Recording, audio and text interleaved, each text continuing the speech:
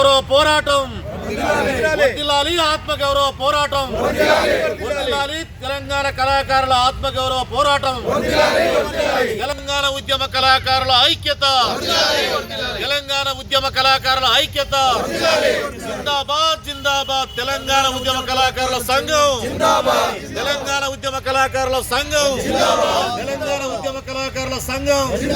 జోహార్ తెలంగాణ అమర వీరులకు, జోహార్ తెలంగాణ విద్యార్థి అమర వీరులకు, జోహార్ అమరులైనటువంటి కళాకారులకు, జోహార్ అమరులైనటువంటి కళాకారులకు, తెలంగాణ ఉద్యమ కళాకారుల సంఘం.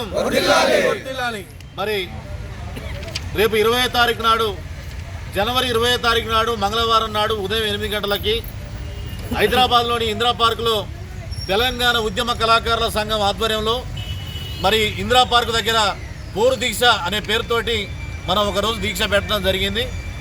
ఎందుకంటే మరి తెలంగాణ వచ్చి 12 సంవత్సరాలు అవుతుంది. తెలంగాణ ఉద్యమంలో కష్టపడ్డటువంటి కళాకారులు దుఃఖంతో మా తెలంగాణ వస్తే మాకు మంచి జరుగుతుందని, మా తెలంగాణ రావటానికి, మన తెలంగాణ రావటానికి 24 గంటలు పనిచేసినటువంటి తెలంగాణ కళాకారుల ఆత్మగౌరవ పోరాటం ఇది. ఎందుకంటే తెలంగాణ ఉద్యమంలో తిన్నా తినకున్నా, ఛార్జీలు ఇచ్చినా ఇవ్వకున్నా తెలంగాణ వస్తే మన బతుకులు మారుతాయని చెప్పేసి మరి కష్టపడ్డటువంటి కళాకారులకు తెలంగాణ రాష్ట్రం వచ్చిన తర్వాత ఈరోజు కన్నీళ్లు మిగిలినాయి. మరి ఆనాడు డప్పుల మీద నిప్పుల వాన కురిపించినటువంటి కళాకారుల గొంతులు ఈరోజు మొత్తం కూడా మూగబోయి అడుక్కునే ఉద్యోగం అడుక్కునేటటువంటి పరిస్థితి ఇలా పాలకులు మనకు తీసుకొచ్చారు. కాబట్టి దీనికి చరమగీతం పాడాలంటే మరి ఇప్పటిదాకా కూడా 12 సంవత్సరాల నుంచి ఇప్పటిదాకా బదిలాడుతూనే ఉన్నాం. ఏనాడు కూడా ఏ ప్రభుత్వానికి మేము వ్యతిరేకంగా పోలేదు. ఎందుకంటే ఇగు వస్తుందే ఉద్యోగం, అగు వస్తుందేమో.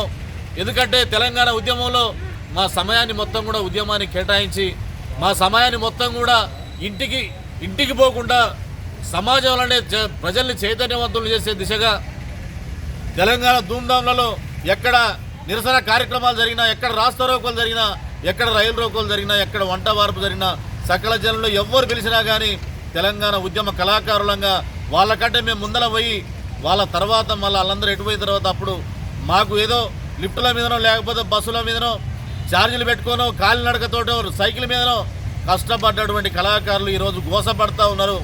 కళాకారు కన్నీళ్ళు పాలకులకు అంత మంచిది కాదు. ఎందుకంటే ఇలా కళాకారులు అసలు ఉద్యమం చేయనటువంటి కళాకారులకు ఎంతోమందికి ఉద్యోగాలు వచ్చినాయి. మరి ఆనాడు కేసీఆర్ ప్రభుత్వం తెలంగాణ ఉద్యమ కళాకారులను గుర్తించి 550 ఉద్యోగాలు ఇస్తే, మరి ఈనాడు కాంగ్రెస్ ప్రభుత్వం మరి 2.5 సంవత్సరాలు అవుతుంది. ఆనాడు మేము ఆ ప్రభుత్వం చుట్టూ తిరిగే తరుణంలో ఆనాడు పిసిసి అధ్యక్షునిగా ఉన్నటువంటి గౌరవ ముఖ్యమంత్రి వర్యులు మరి రేవంత్ రెడ్డి గారు 96వ నెంబర్ వరుస సంఖ్యలో మేనిఫెస్టోలో పెట్టి తెలంగాణ కళాకారులకు నేను పెద్దన్నగా ఉంటా అని చెప్పేసి హామీ ఇచ్చినందుకే మేమందరం కూడా కాంగ్రెస్ పార్టీకి సపోర్ట్ చేసి, మా కళాకారుల సంఘం నుంచి కాంగ్రెస్ పార్టీకి సపోర్ట్ చేసి ఈరోజు మరి గత ప్రభుత్వాన్ని గద్దెదించి ఈ ప్రభుత్వాన్ని గద్దెనెక్కించడం జరిగింది. మరి ఇప్పటి వరకు కూడా ప్రతిరోజు కలవని మంత్రి లేడు, కలవని ఎమ్మెల్యే లేడు, కలవని అధికారులు లేరు. మరి మేమందరం కూడా కలుస్తూ ఉన్నాం. అయినా కానీ ఇగు వస్తుంది అగు వస్తుంది, కాంగ్రెస్ పార్టీ ఉద్యోగాలు ఇస్తుంది అంటే 2.5 సంవత్సరాలు గడిచిపోయింది. ఇక మాకు ఓపిక లేదు, ఓపిక సహనం అన్నీ నశించినాయి. ఎందుకంటే గత ప్రభుత్వం చేసినట్టే ఈ ప్రభుత్వం కూడా కాలయాపన చేస్తుందన్న భయం మమ్మల్ని వెంటాడుతుంది. కాబట్టి ఖచ్చితంగా మేమందరం కూడా ఇది పోరు దీక్ష, ఇది ప్రభుత్వానికి వ్యతిరేకంగా కాదు. ఇది మేము ప్రభుత్వానికి మేము బతిలాడుకుంటూ విన్నవించుకుంటూ మా కుటుంబాలను చూడండి.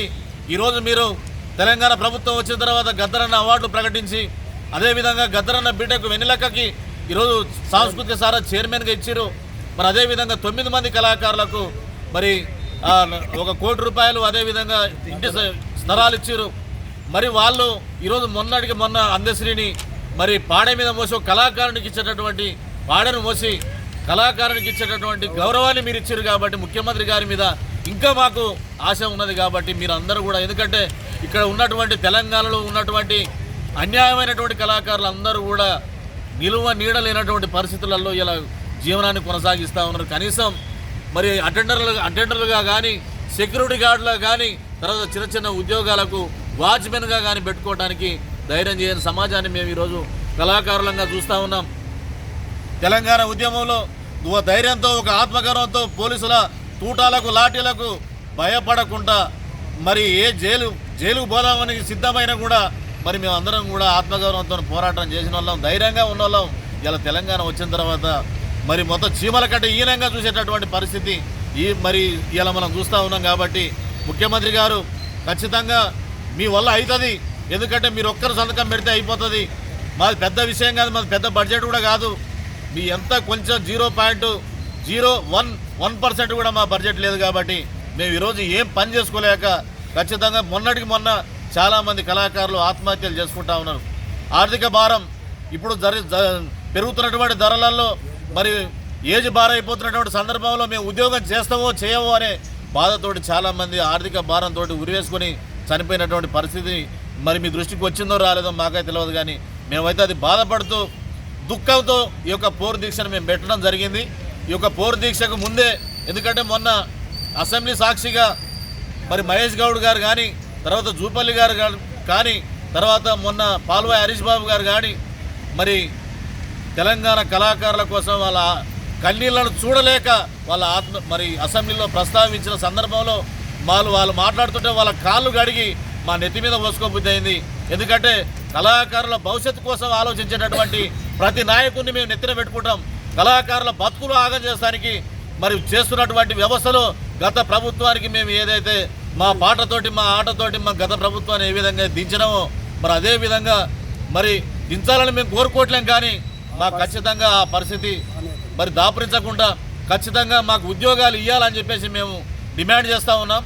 ఇందిరా పార్కు దగ్గర అవసరం అనుకుంటే మా కుటుంబ సభ్యులతో కూర్చొని, అవసరం అనుకుంటే నీళ్లు ఏమి లేకుండా మరి దీక్ష చేసేటటువంటి మరి ప్రయత్నం కూడా జరుగుతుంది. కాబట్టి దయచేసి మరి రేవంత్ రెడ్డి గారు మా పెద్దన్నగా ముఖ్యమంత్రి గారు, ఎందుకంటే ఇందిరా పార్కు దగ్గర చేస్తారన్న మీకు ఒక ఇంటెలిజెన్స్ రిపోర్ట్ ప్రకారం మీకు వస్తుందని చెప్పేసి మేము ఆశపడుతూ మరి ఉద్యోగాలు రావాలని చెప్పేసి మేము కోరుకుంటా ఉన్నాం. కాబట్టి మా కళాకారుల దుఃఖాన్ని మీరు తీర్చేటటువంటి పెద్దన్నగా మీరు మిగులుతారు. కాబట్టి ఖచ్చితంగా మాకు ఉద్యోగాలు ఇచ్చి చరిత్రలో మీరు నిలిచిపోవాల్సిందిగా కోరుతా ఉన్నాం.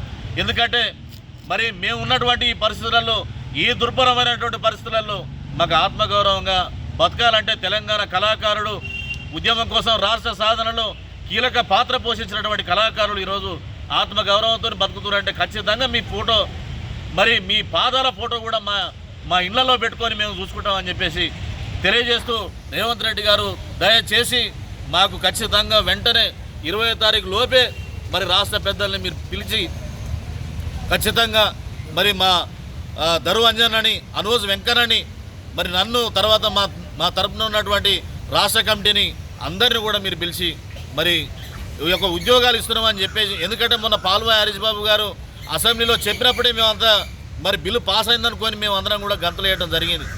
మరి అదేవిధంగా మరి అదే వ్యవస్థలో మరి ఈరోజు తెలంగాణ కళాకారులకు, ఉద్యమంలో కష్టపడ్డటువంటి కళాకారులకు 12 సంవత్సరాలుగా కన్నీళ్లతో దుఃఖపడుతూ విన్నవించుకుంటూ ప్రతి మంత్రి గారి దగ్గర తిరుగుతూ వినతి పత్రాలు ఇచ్చుకుంటూ మరి సొంత డబ్బులు ఖర్చు పెట్టుకుంటూ మరి హైదరాబాద్కు రావడం జరుగుతూ ఉన్నది. ప్రతిసారి కూడా మేము విన్నవించుకోవడం జరుగుతూ ఉన్నది. మరి మీరు ఖచ్చితంగా ఈ యొక్క ఉద్యోగాలు ఇచ్చి మమ్మల్ని కాపాడమని చెప్పేసి మేము ముఖ్యమంత్రి గారికి సవినయంగా చేతులు జోడించి నమస్కారం తెలియజేస్తూ, మరి తెలంగాణ రాష్ట్రంలో ఉన్నటువంటి గత ప్రభుత్వంలో అన్యాయానికి నియామకాలలో, ఈ తెలంగాణ సాంస్కృతిక సారథిలో నియామకాలలో అన్యాయానికి గురైనటువంటి కళాకారులు ప్రతి ఒక్కరు కూడా రేపు పోరు దీక్షకు రావాల్సిందిగా కోరుతా ఉన్నాం. ఎందుకంటే ఇది మన ఆత్మగౌరవ పోరాటం. మన తెలంగాణ కోసం కష్టపడ్డాం. తెలంగాణ కోసం కష్టపడిన వాళ్ళు మరి ఈరోజు ఎంతోమంది మరి మంచి వాళ్ళు ఉన్నారు. మరి మేము కష్టపడి కూడా ఈరోజు మా తెలంగాణ వచ్చిన తర్వాత గోసపడతా ఉన్నాం. మా గోసని మరి ప్రభుత్వం పట్టించుకొని మా గోస తీర్చే విధంగా మా రేవంత్ రెడ్డి గారి ప్రభుత్వం, ఇందిరమ్మ రాజ్యం ప్రజాపాలనలో మరి మాకు న్యాయం జరుగుతుందని మేము ఆశాభావం వ్యక్తం చేస్తూ సెలవు తీసుకుంటా ఉన్నాం. జై కళాకారుడా, జై కళాకారుడా. తెలంగాణ ఉద్యమ నిరుద్యోగ కళాకారుల ఐక్యత, తెలంగాణ ఉద్యమ నిరుద్యోగ కళాకారుల ఐక్యత.